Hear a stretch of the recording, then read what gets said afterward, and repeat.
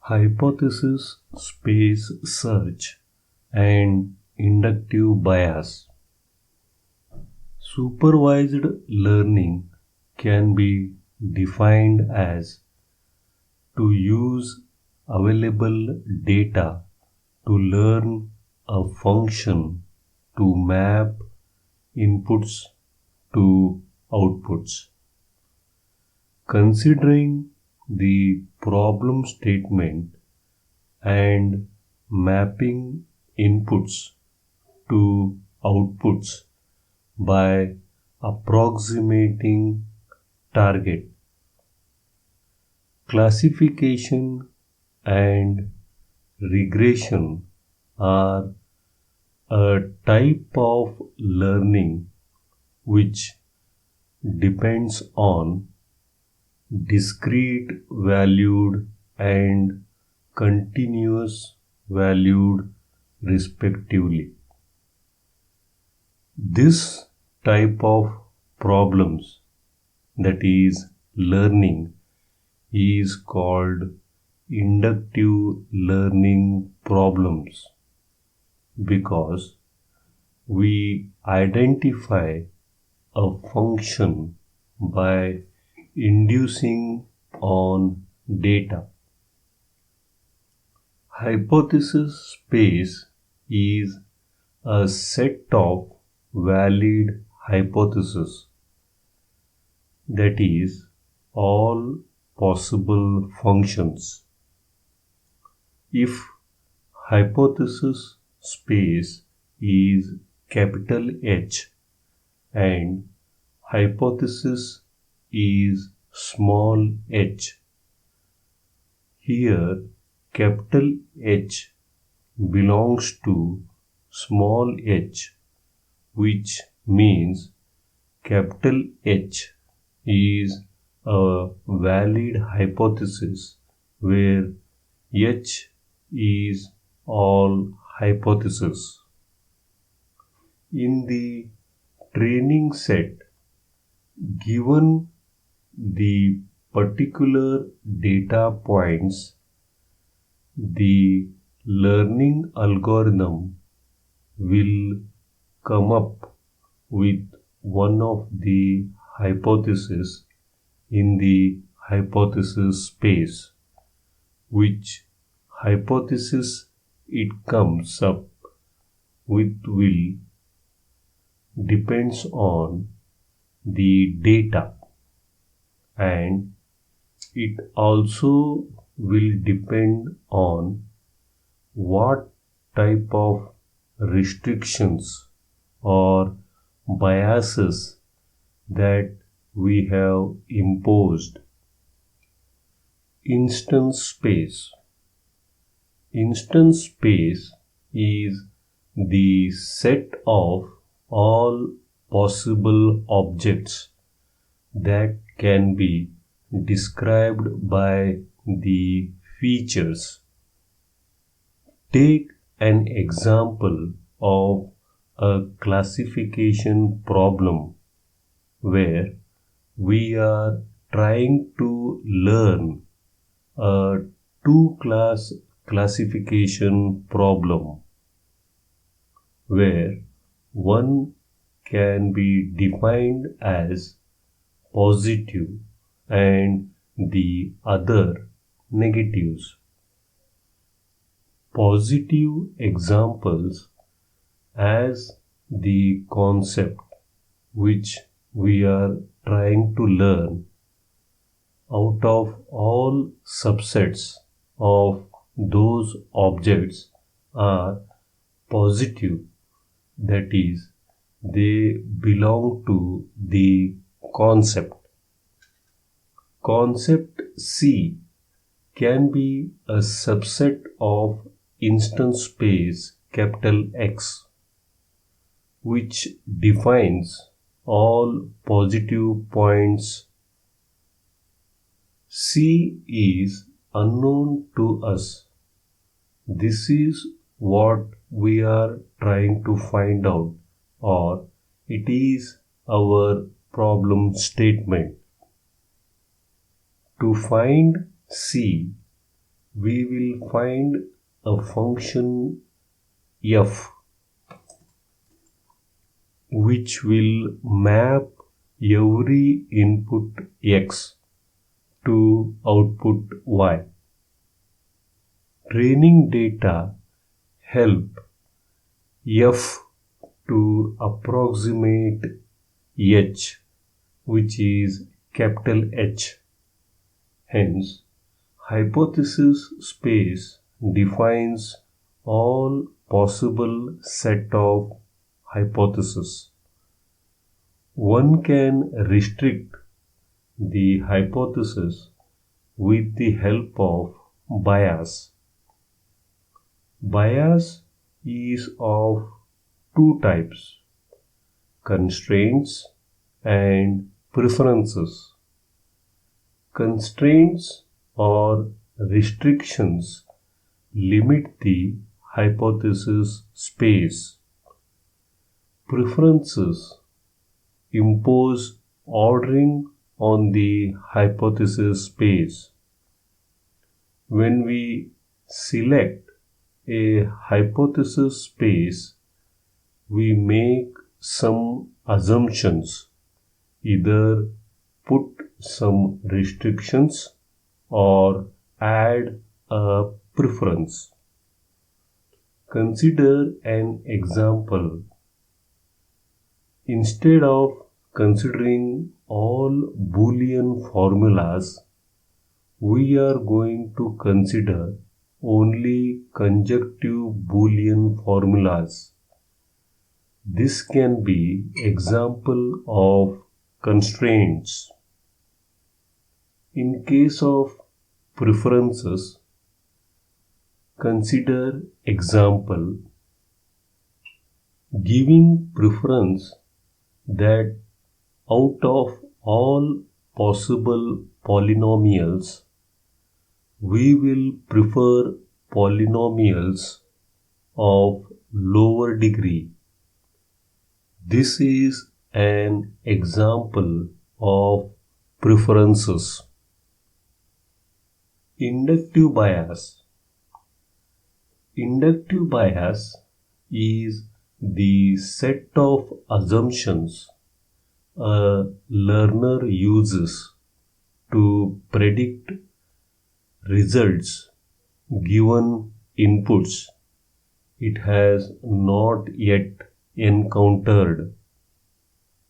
Inductive bias can be thought of as the set of assumptions we make about a domain which we are trying to learn about. Technically, when we are trying to learn capital Y from capital X, and initially the hypothesis space for capital Y is infinite. To learn anything at all, we need to reduce the scope. This is done in the form of our beliefs, assumptions about the hypothesis space, also called as inductive bias.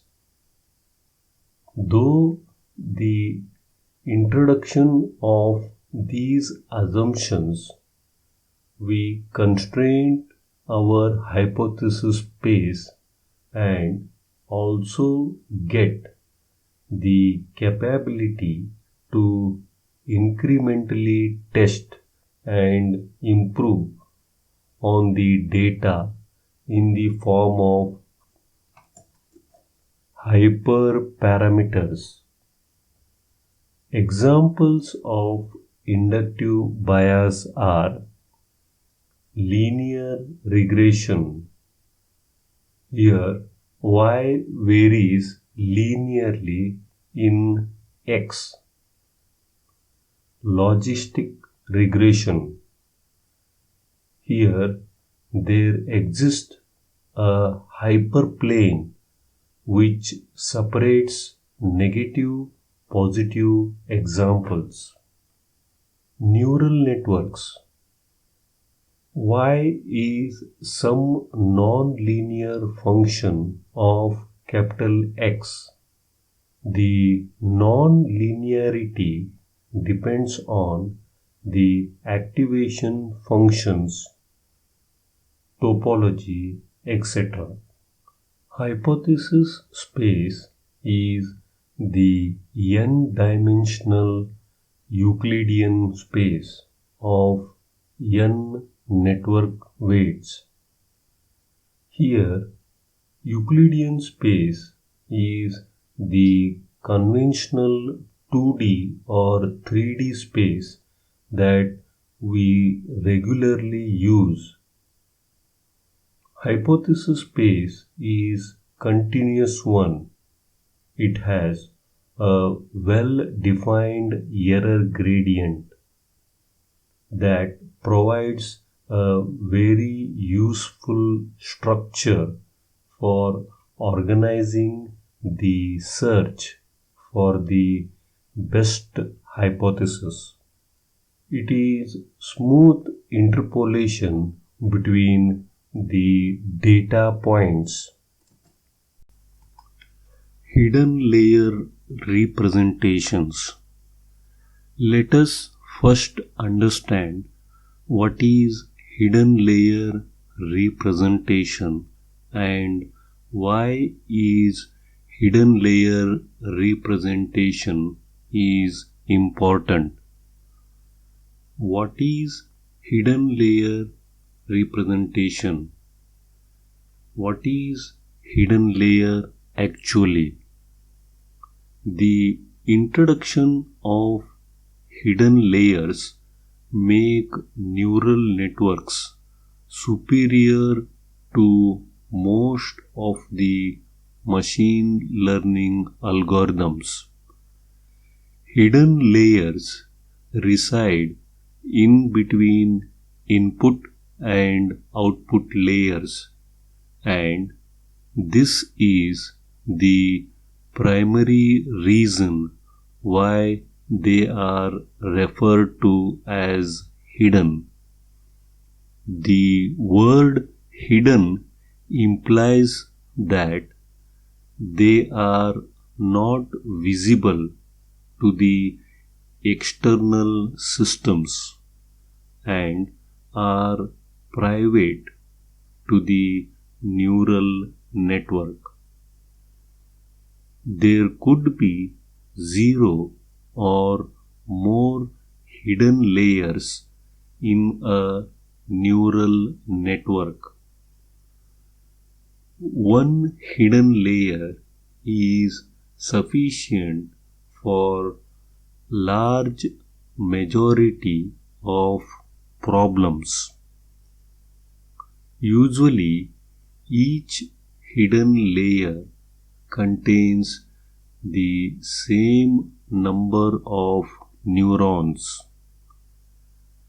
The larger the number of hidden layers in a neural network, the longer it will take for the neural network to produce the output, and the more complex problems the neural network can solve.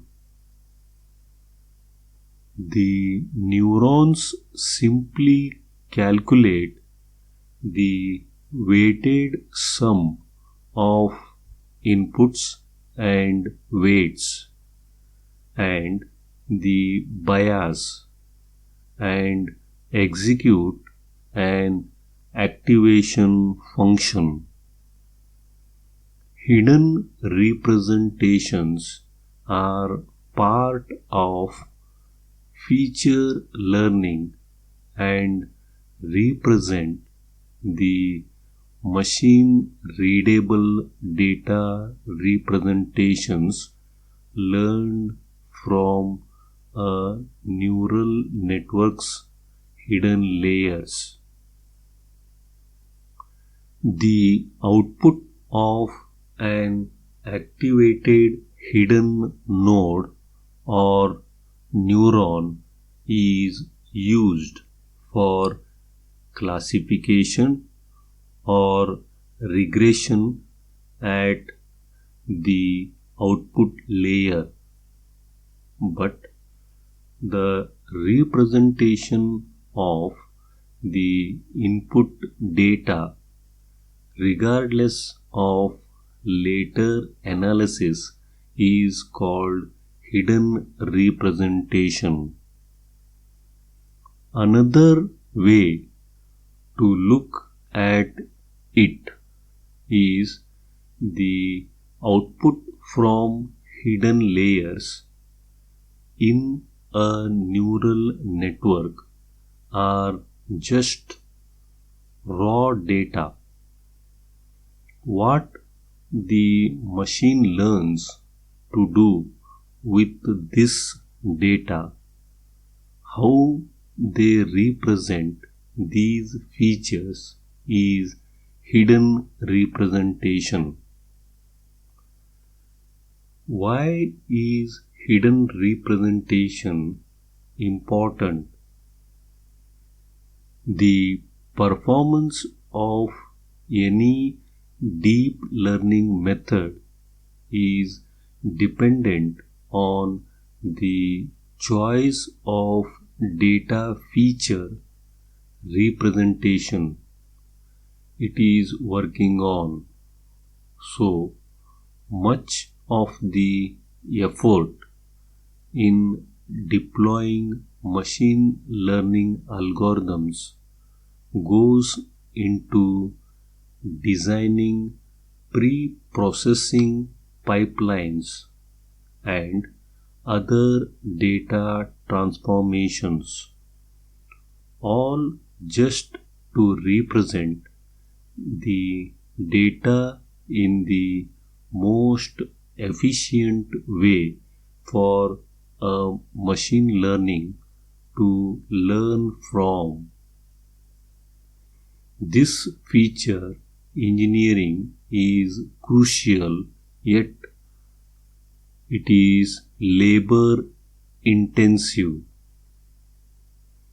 The need for human intervention in the representation framework demonstrates one of the biggest weaknesses of current learning algorithms: their inability to extract and organize the discriminative information from the data without outside help.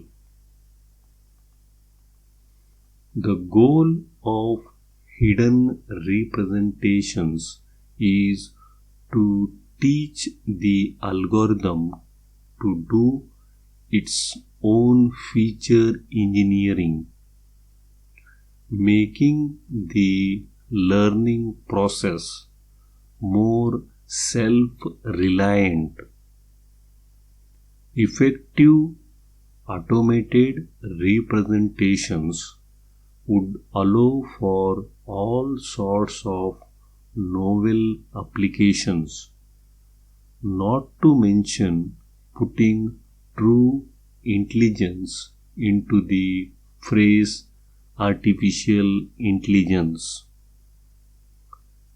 Backpropagation can define new hidden layer features that are not explicit in the input representation, but which capture properties of the input instances that are most relevant to learning the target function.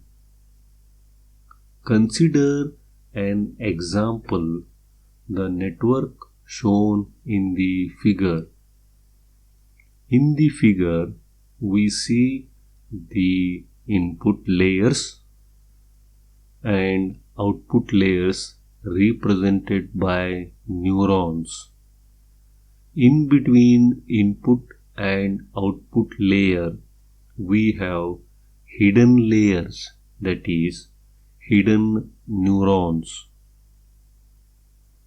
For this example, the input and the output are same, means we already know the output, that itself is given as input.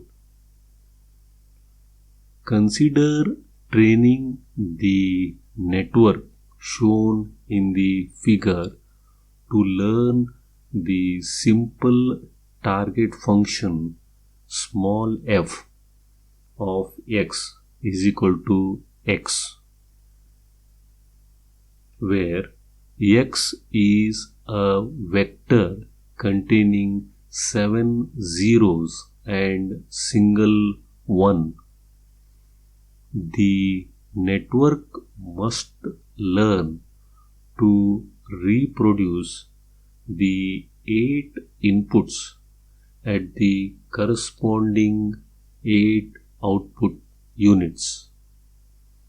Although this is simple function, the network in this case is constrained to use only 3 hidden units. Therefore, the essential information from all 8 input units must be captured by the 3 learned hidden units. When backpropagation applied to this task using each of the 8 possible vectors as training examples, it is successfully learns the target function. By examining the hidden unit values generated by the learned network for each of the 8 possible input vectors, it is easy to see that the learned encoding is similar to the familiar standard binary encoding of 8 values using 3 bits. For example, 3 zeros, 001, 010, 111. The exact values of the hidden units for one typical run of shown is figure. This ability of multi-layer networks to automatically discover useful representations at the hidden layers is a key feature of artificial neural network learning. Generalization, overfitting, and stopping criteria. Generalization. How do you know if a machine learning model is actually learning something useful? It's not as plain as it may seem, and it's definitely worth taking a closer look at it. Models usually learn by computing derivatives with respect to a loss function and moving its parameters step by step in the right direction, or some similar idea of statistical learning. In this context, learning has virtually nothing to do with human learning, even if some algorithms were inspired by the human brain. They work in very different ways. Making that distinction is important because the word learn may falsely suggest that such a model can really learn to understand the data it's processing like the human being do, but it cannot. The only thing it may learn is statistical patterns, not more and not less. Let us have a look at generalization. With supervised learning, a model is given a set of labeled training data. The model learns to make predictions based on this training data. So, the more training data the model has access to, the better it gets at making predictions. With training data, the outcome is already known. That is, the class is already known. The predictions from the model and known outcomes are compared, and the model's parameters are changed until the two align. The point of training is to develop the model's ability to successfully generalize. Generalization is a term used to describe a model's ability to react to new data.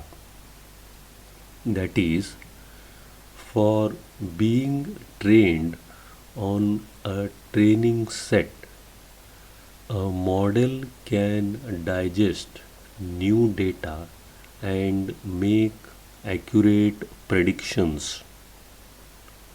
A model's ability to generalize is central to the success of a model. If a model has been trained too well on training data, it will unable to generalize. It will make inaccurate predictions when given new data, making the model useless even though it is able to make accurate predictions for the training data. This is called overfitting. The inverse is also true. Underfitting happens when a model has not been trained enough on the data.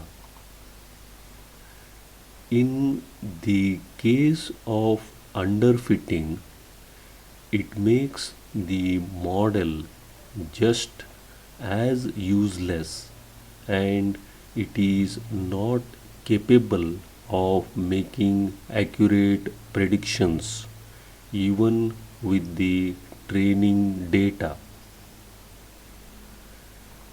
Overfitting. Overfitting refers to a model that models the training data too well.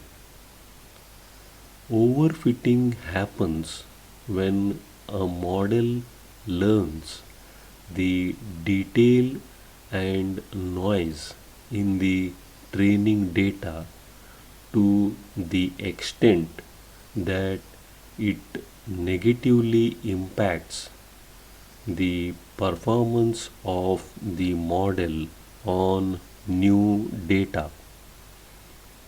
In supervised machine learning, there is an undeterring issue. Model does not generalize well from observed data to unseen data, which is called overfitting.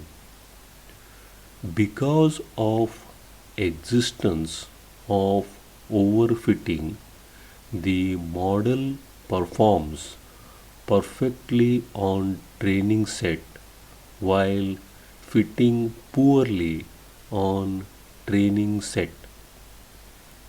This is due to that overfitted model has difficulty coping with pieces of the information in the testing set, which may be different from those in the training set. On the other hand, overfitted models tend to memorize all the data, including unavoidable noise on the training set, instead of learning the discipline hidden behind the data. The causes of this phenomenon might be complicated. Generally, we can categorize them into three kinds. First one is noise learning on the training set.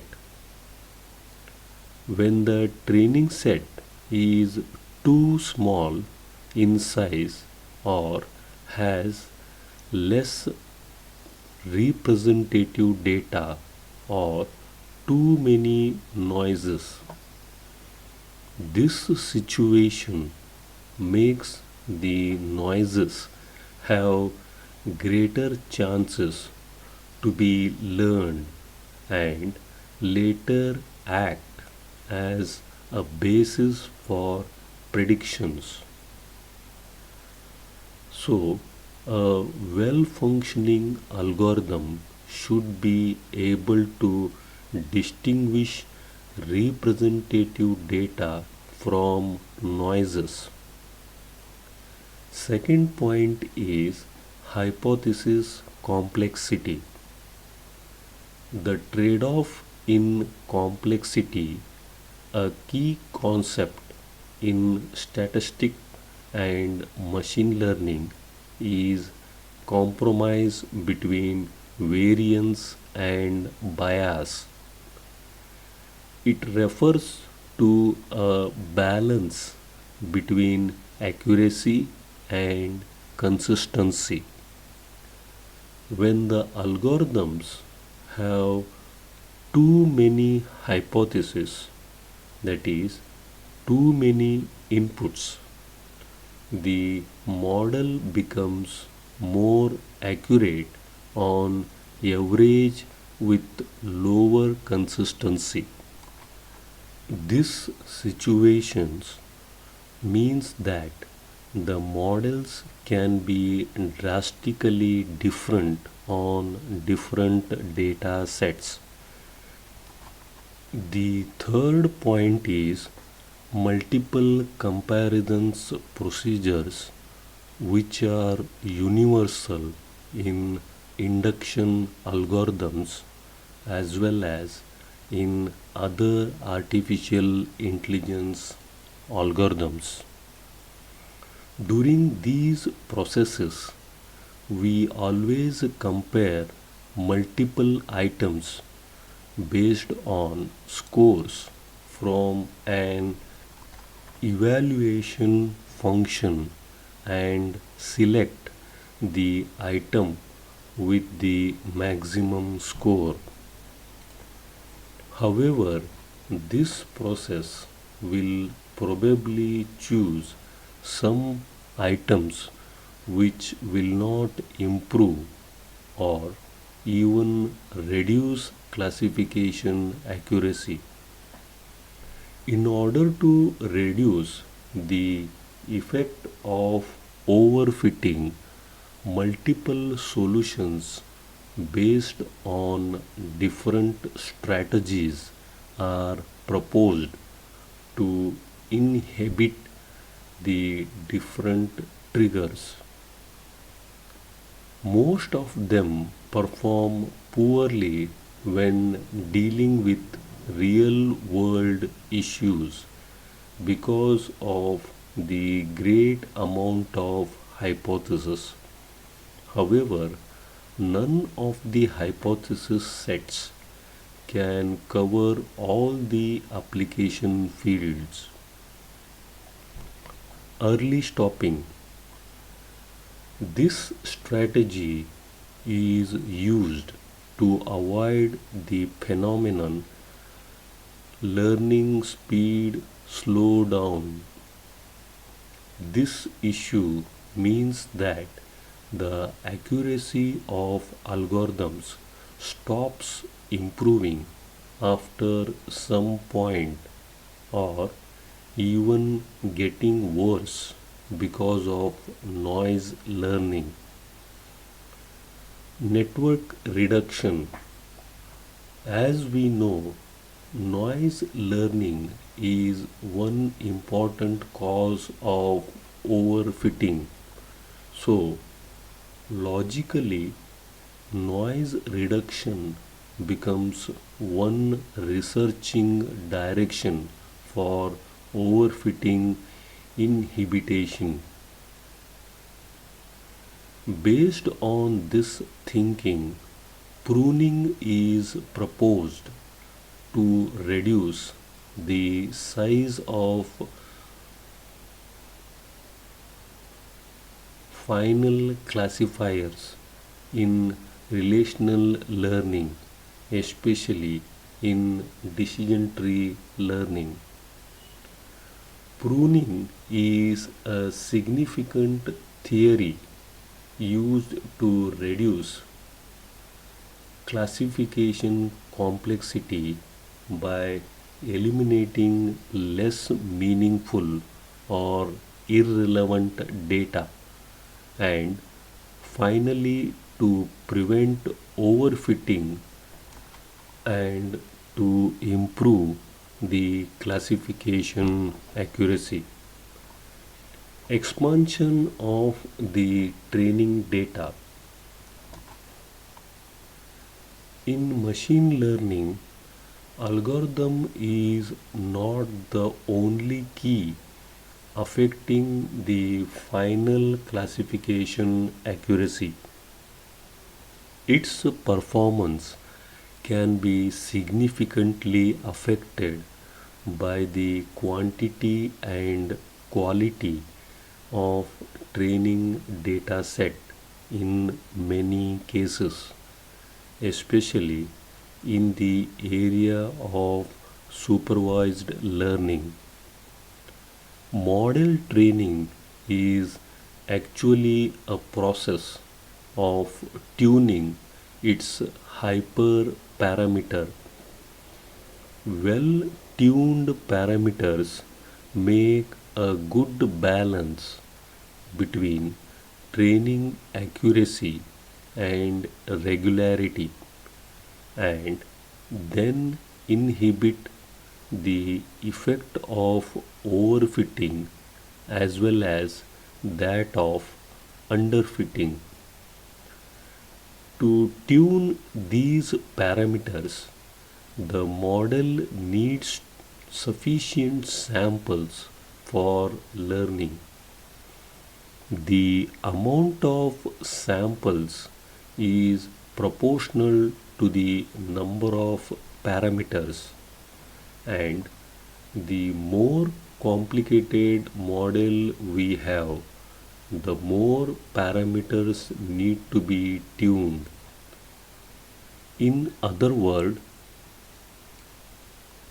an expanded data set can improve prediction accuracy to a greater extent, especially in complicated models. That is why data augmentation is widely used and proved to be effective as a general strategy to improve models' generalization performance in many application areas such as pattern recognition and image processing. However, the enormous size of data will definitely increase training time. Moreover, training data can be expensive or difficult to acquire because it needs lots of human intervention like labeling. To address this issue, we can manipulate the existing data to generate some new data. Generalization. Generally, the output of a model can be affected by multiple features. When the number of features increases, the model becomes complicated. An overfitting model tends to take all the features into consideration, even though some of them have very limited effect on the final output. Or even worse, some of them are noises which are meaningless to the output. In order to limit these cases, we have two kinds of solutions. First one is select only the useful features and remove the useless features from our model. Second solution is minimize the weights of the features which have little influence on the final classification. In another word, we need to limit the effect of those useless features. However, we do not always know which features are useless, so we try to limit them all by minimizing the cost function of our model. To do this, we add a penalty term called regularizer to the cost function. Stopping criteria. In machine learning, early stopping is a form of regularization used to avoid overfitting when training a learner with an iterative method such as gradient descent. Such methods update the learner so as to make it better fit the training data with each iteration. Up to a point, this improves the learner's performance on data outside of the training set. Past that point, however, improving the learner's fit to the training data comes at the expense of increased generalization error. Early stopping rules provide guidance so as to how many iterations can be run before the learner begins to overfit. Early stopping rules have been employed in many different machine learning methods with varying amounts of theoretical foundation. How do I come to know when to stop training a neural network? We need to divide the data into a training data set and a validation data set. We train neural network on the training data set only. The network calculates the errors on the training data set and the validation data set. Stop training when the validation error is the minimum. This means that the neural network can generalize to unseen data. If you stop training when the training error is minimum, then you will have overfitted and the neural network cannot generalize to unseen data. The validation error is usually bigger than the training error in most cases. This process is called cross validation. There are more complicated methods to do cross validation. Cross validation do not apply just to neural networks but is a way of selecting the best model that produces the best generalization to unseen data. If you see the figure shown, the training set error and validation set error is shown. Over due course of time, as the number of weight updates increases, the training set error will decrease, whereas the validation set error will increase. The next diagram will show the graph of error versus number of weight updates. This is Example number 2. Here also we can notice that as the number of weight updates increase,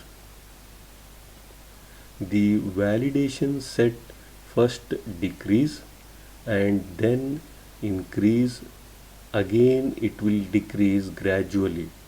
That is, the generalization accuracy measured over the validation examples first decreases, then increases, even as the error over the training examples continues to decrease. How can this occur? This occurs because the weights are being tuned to fit peculiar behavior of the training examples that are not representative of the general distribution of examples. The large number of weight parameters in artificial neural networks provides many degrees of freedom for fitting such peculiar behavior.